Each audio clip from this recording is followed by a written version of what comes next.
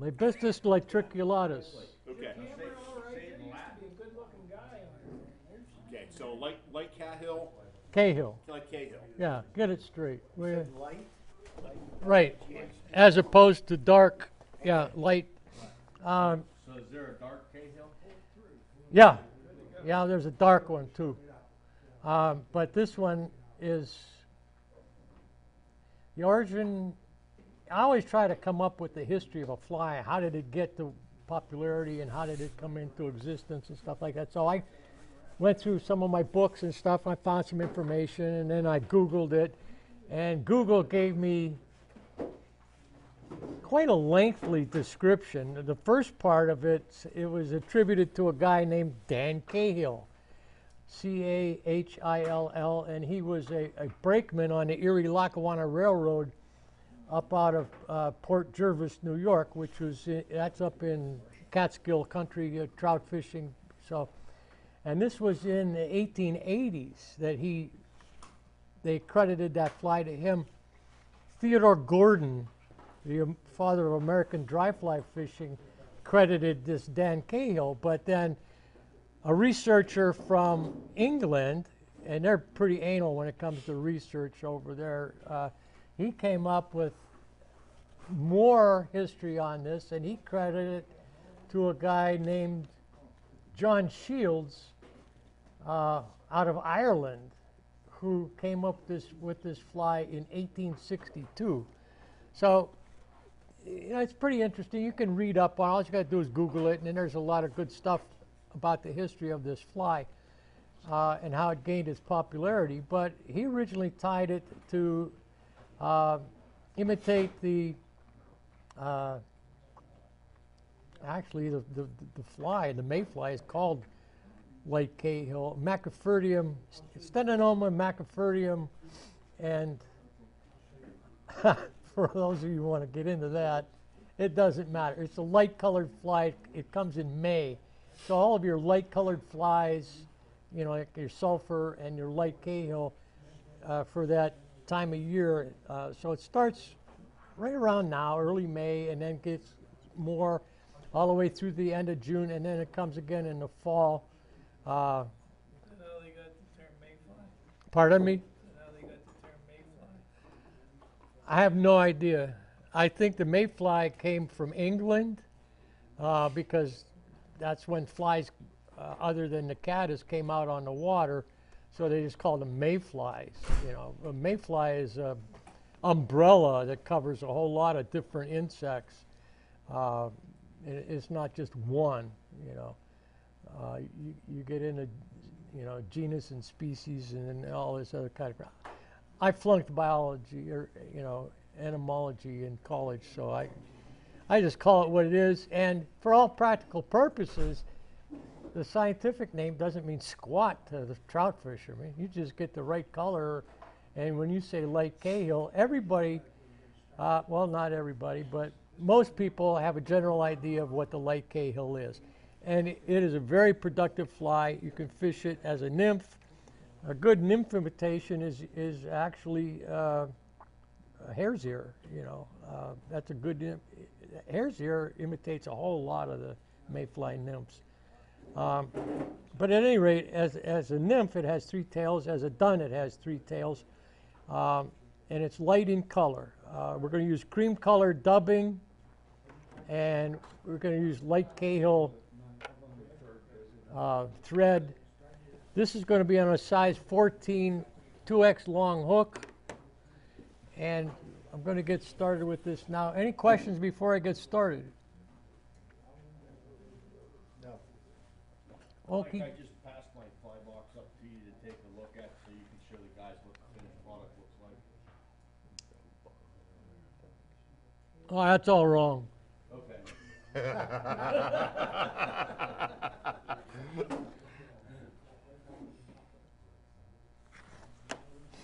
Daniel must have been teaching that day. I'm just messing with you. I don't have time. My eyes aren't working right now. So anyways, you want to start your thread behind the eye. Give yourself about an eye length and a half You don't want to crowd the eye on this because we're going to have to put some stuff in up at the front.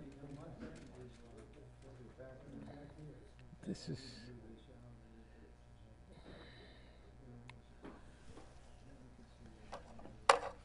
is an adjustment for me because my fly tying bench at home is I'm seated up higher than the fly. Here I'm lower, so I can't get things into perspective. So, okay, you want to bring your thread all the way back to the bend of the hook and then bring it back roughly to the middle. Now, the secret to this fly is we're going to use one feather, which is going to cover both the tail and the wing.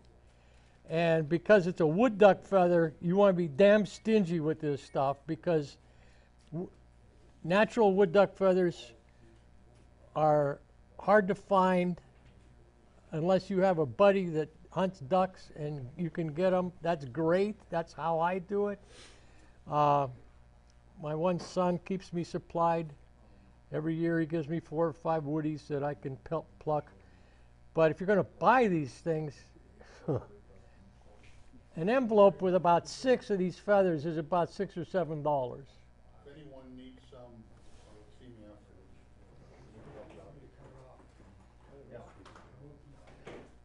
So you take your wood duck feather, and these, you know, this is probably the perfect feather for for trout flies, mayflies, because of the barring on the wing. It's just fantastic, and it's a perfect shade. Hey Mike, can you show that in front of the camera? Okay, let me get a bigger one. I'll show you. Okay, these still have a little blood on them. Hold it up close to the light. I'm getting there. I'm getting there. Just let you know what we see on this side. Well, okay, I'm getting there. Okay, everybody see that? Go down. Okay, Good. good enough. Just turn it, yeah. And they have a natural bend to them. Okay, so and it's a beautiful feather.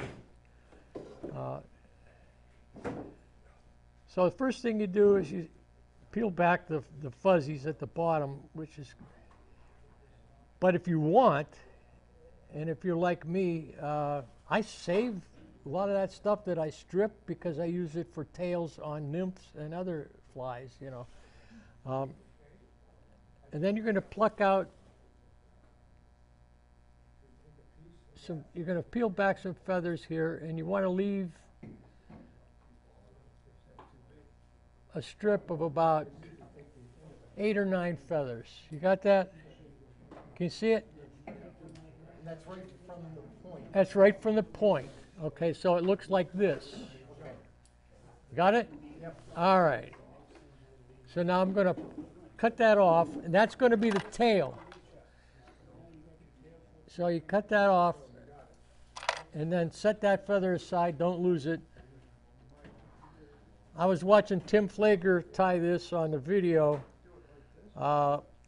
and he had a little neat thing. He had a little Post-it pad there with the yellow Post-it stickies, and he just has it sitting on his bench, and he just lift up a page and put that feather under there, because feathers blow around, you lose them, you lose track of them on your tying desk. So that's just a good place to hold it until you're ready to put the wing on.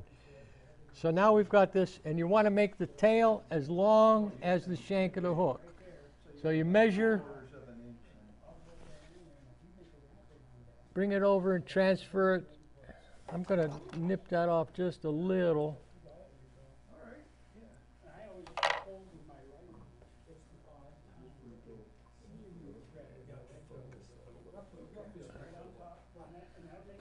And tie that in, and when you're tying that in, hold that up a little bit, and it'll keep it on the top of the hook with a little bit of tension. If you don't do that, sometimes the thread will have a tendency to roll that feather around the hook, you know, so you just keep that pinched in your fingers and then roll that up. So we're good to go with that. The next thing we're going to do is going to apply some dubbing. And this is cream colored dubbing. You want to use something that will absorb water, so you want to use rabbit. You don't want to use beaver or muskrat or any fur like that because that sheds water. Rabbit sucks up water like a sponge. And you're going to make a nice tapered body here. And you can always add dubbing, but it's a bear to take it off. So you want to get a nice noodle here.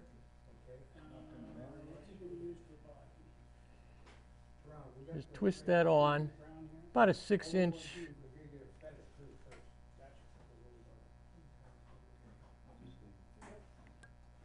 Six-inch noodle.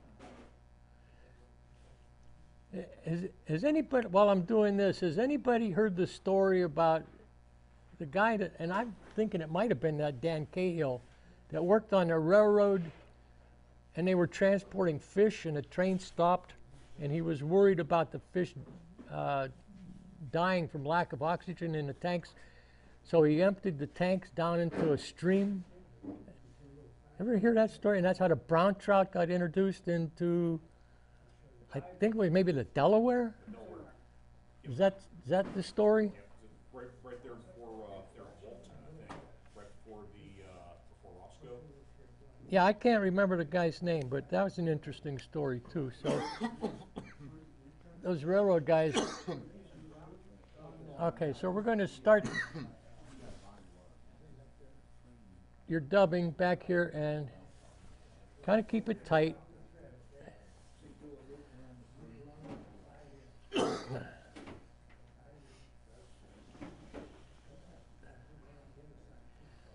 And don't go too far up because you're going to have to put in a hackle and a wing here. So that's about it right there. And I'm going to build that just a little. Okay, so now I can peel that off, anchor that down, and snip that.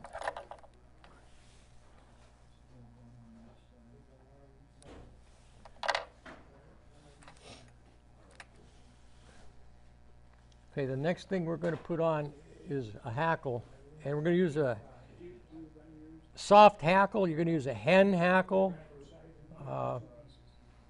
and you want the hackle to be about as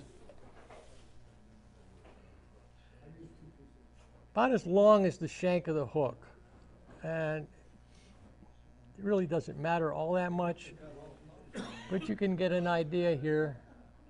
You measure from the stem at the back to the front, and this will work. This will be okay. And to prepare this for tying it in, you just you preen back the feathers on the strip and fold them back on the sides, and cut out the tip, and you leave yourself a little triangle. I don't know if you can see that, just like a little triangle. Tight here, hold it right in front of the hook. There we go. Okay, you can see how that, and that's just your anchor point for tying it in. It gives the thread a chance to grab hold of something rather than using the pure tip. So I'm going to tie that in.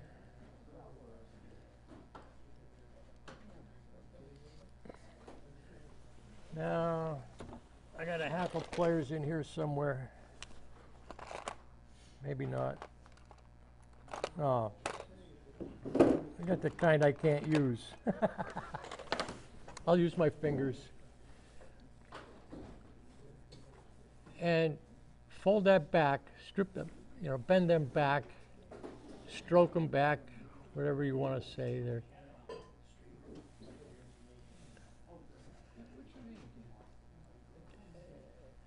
And about 3 or 4 turns is all.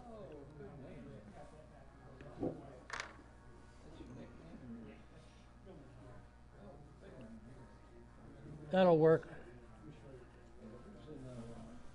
And we're going to tie that off.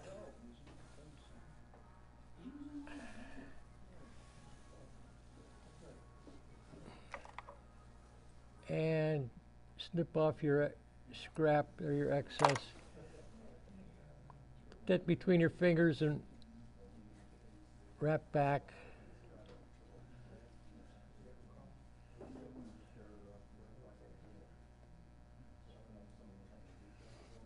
Okay, and then I'm going to trim a little bit of the waste off up around the eye. You can see it. You want to be diligent as you can when it comes to cleaning that eye and keeping that eye clear, because nothing is more frustrating than when the fish are hitting and you're tying on a new fly because for whatever reason you lost one or whatever, and you go to put your leader through and the eye of the hook is plugged with feathers or glue. That is so frustrating. Okay, so we're good to go here. We're going to roll them back just a little bit, and now we're going to put on a wing. So I'll find my wing that I hid somewhere.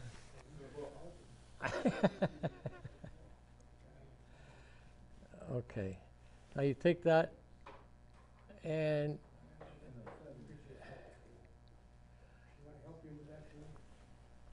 this is what we're looking at here. That's left over from having cut out the tip for the tail. And you want to roll this, squeeze it together, twist it to try and get a bunch. Try to get them as you can. And this will have a curve to it, so you want to pay attention to that. Now you want the wing to be the length from just behind the eye to halfway the length of the tail. Okay? So you take your measurement here, eyeball it, and then you know where you're going to be able to tie in. Now, one of the things that you want to keep in your mind is that when you're wrapping these threads and you got the pinch wrap and you've got, sometimes the thread will want to jump forward. So what you do is you do counterclockwise spin of your thread, and then when you bring your thread up to make your loop, that thread will jump backwards. If you go clockwise with a spin, that thread will jump forward. So it just makes life easier, and then that way you can get it into position because it jumps backwards.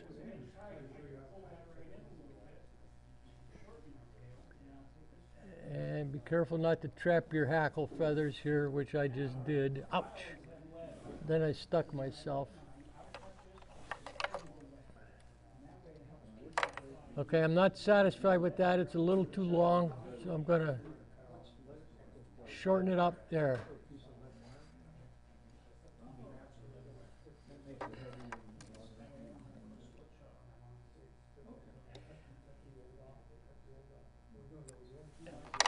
And that's it.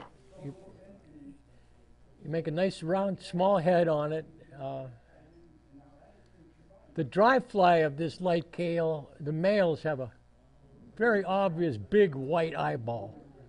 I mean, it looks like a marble on the end of the fly. So this one is not quite the way I want it. If I was tying this to sell it, I'd set it aside and do another one. If I'm tying it for myself, hell with it. I mean, the fish doesn't care. But people get funny, especially if you're charging them for a fly, And then do a couple whip finishes here. And that's it. So that's your light Cahill wet fly. And you trim it up and put a little head cement on it.